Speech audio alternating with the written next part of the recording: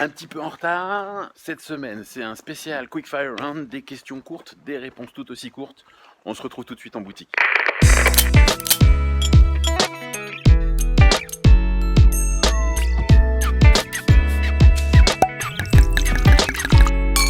Bonjour et bienvenue pour cette nouvelle session de questions-réponses avec S. Chablis. J'espère que vous avez passé un magnifique week-end. C'était la Saint-Vincent ce week-end à Chablis. On commence tout de suite avec une session un peu différente puisqu'il s'agit de ce que j'appelle un quick fire round, c'est-à-dire des petites questions rapides. Ce sont des questions qui reviennent régulièrement. Je vais tâcher d'y répondre très rapidement. On commence avec est-ce que vous fermeriez S. Chablis? Alors, je ferme chaque fin de journée, si je peux me permettre cette non-blague. Est-ce que je fermerais S. Chablis? Je crois que le jour où je m'amuserai plus à faire ce métier, peut-être que j'entendrai une fermeture de Chablis. Aujourd'hui, ce n'est pas vraiment au programme. Est-ce que vous avez des caisses bois supplémentaires? Alors, les caisses bois. Alors, vous savez qu'en Bourgogne, on est plutôt carton que caisse bois. J'ai quelques vins qui me sont livrés en caisse bois, quelques champagnes, quelques vins de Bourgogne, quelques vins de Chablis. N'hésitez pas à me demander quand vous passez en boutique si j'en ai. C'est vrai qu'il y a beaucoup de demandes. J'essaye du coup de les garder pour les quelques clients fidèles ou réguliers. Est-ce que vous avez un fût que vous n'utilisez pas? Non. Est-ce que vous avez une politique sur j'achète X et vous m'en donnez X gratuitement? Non. J'ai pas vraiment l'instinct sur ce genre de choses, c'est-à-dire vous dire vous en achetez 5, il y en a une gratuite, vous en achetez 12, il y en a une gratuite. Je ne fais pas ce genre de choses. Par contre, les très bons clients repartent de temps en temps effectivement avec des vins que je souhaite leur faire découvrir.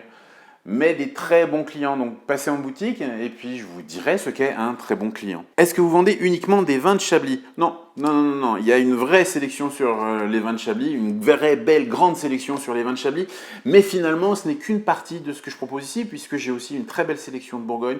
Je commence à avoir une vraie jolie sélection de champagne. J'ai aussi quelques vins qui proviennent d'autres régions viticoles en France, naturellement, mais aussi quelques vins étrangers. J'essaye effectivement de couvrir un peu tous les besoins, mais c'est vrai que ma grande spécialité, c'est Chablis, la Bourgogne, et petit à petit un peu plus la Champagne. Et puis n'oubliez pas, vous pouvez retrouver les bières Madame à la boutique. Quel est le meilleur moment pour venir à Chablis? Il n'y a pas de meilleur moment, ça va un peu dépendre de qui vous êtes et ce que vous aimez. Si vous aimez qu'il y ait un petit peu de foule, si vous aimez qu'il y ait un petit peu de monde dans les rues, que ça se balade, à ce moment-là, essayez de prévoir de venir en juin, juillet, août, septembre. C'est effectivement là où vous aurez le plus de monde. Maintenant, si vous avez envie que je passe un peu plus de temps avec vous, si vous avez besoin d'un peu plus de conseils, janvier, février, c'est des moments où je vais pouvoir vraiment passer du temps avec vous, vous expliquer, vous montrer des choses.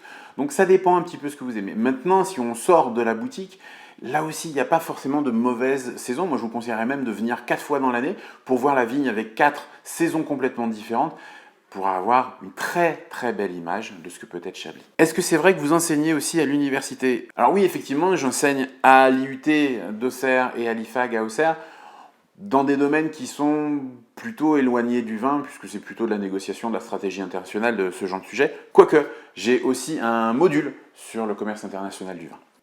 Belle vie, est-ce que vous appelez vraiment ça du travail? Alors c'est vrai qu'on a une image en tant que caviste, et puis pour les gens qui font un petit peu de conseils, comme étant plutôt privilégiés. Je ne vais pas vous dire que ce n'est pas le cas. On a un métier passion pour la plupart d'entre nous. Alors, je ne sais pas comment analyser cette question. Est-ce que vous êtes en train de me dire que je travaille pas vraiment, ou est-ce que effectivement c'est plutôt le côté sympathique de la question? Je vais pas me plaindre. Je vais pas me plaindre. C'est effectivement plutôt une belle vie, mais c'est une vie que j'ai créée aussi. Maintenant, ce que vous ne voyez pas, c'est une fois que la caméra s'éteint, une fois que la boutique est fermée, tout le travail qu'il y a derrière. Et je vous garantis que ce n'est pas simplement les horaires d'ouverture qui vont compter, mais qu'en fait, on ne s'arrête jamais de travailler. Maintenant, c'est un choix. Et si vous pensez que c'est une belle vie, n'hésitez pas à faire la même chose que moi. Est-ce que vous adorez tous les vins que vous vendez? Question un peu plus complexe.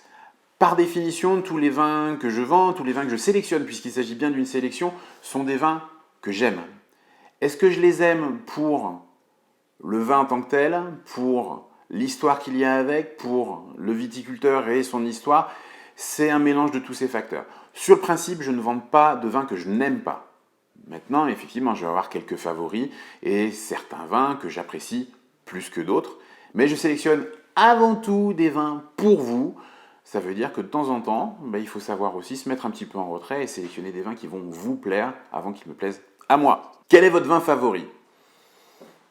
Alors, quels sont mes vins favoris? Je vais vous dire Chablis forcément, la Bourgogne forcément. Maintenant, je ne vais pas rentrer dans un jeu d'étiquettes parce que j'ai quelques fournisseurs qui vont faire la tête.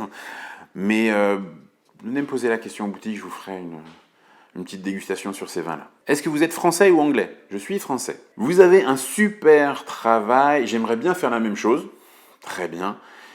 D'après vous, quels sont les points les plus positifs et les points les plus négatifs? Alors, les points positifs, c'est le contact client, c'est la capacité de sélectionner des vins, c'est d'être en contact avec des fournisseurs qui aiment ce qu'ils font.